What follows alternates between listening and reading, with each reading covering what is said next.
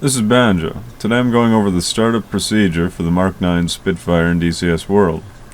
The first step is to push open the throttle, then return it to idle.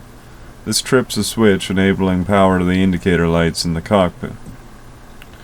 Next, crack the throttle half an inch out of idle, and push the prop pitch lever fully forwards. Next, moving on to the fuel system, we'll enable the fuel cock, then we'll unscrew the primer and pump it 5 times. In colder temperatures, you may have to pump this more.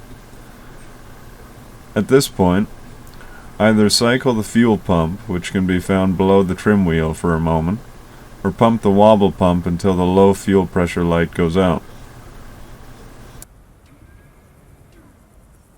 Next, in the lower left of the front dash, we'll enable magnetos 1 and 2, which can be found below the radio.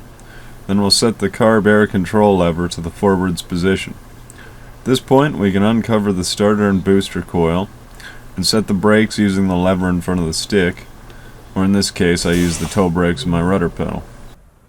Now to run the engine, we'll simultaneously push both the starter and booster coil until the engine fires, then throw the stop valve lever forwards.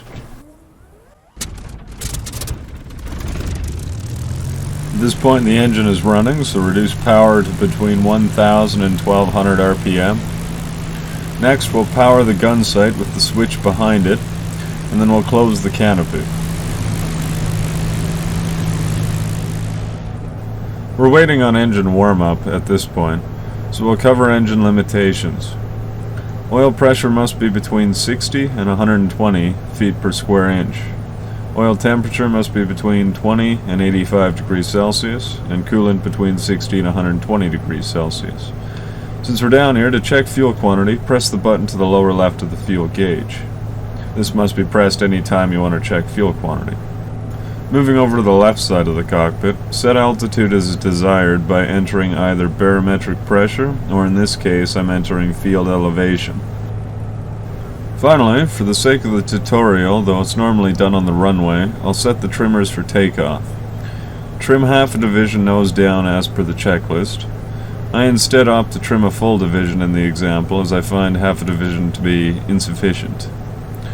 I then trim for full right rudder as per the checklist.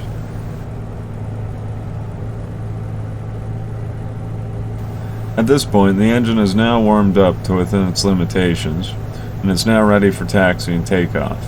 We'll have a closer look at the engine instruments, and we can verify this now. So at this point, I'll recap the starter and booster coil, recover the fuel primer pump, and do a final check of the cockpit and make sure I haven't missed anything. At this point I can release the brakes and roll out for taxi.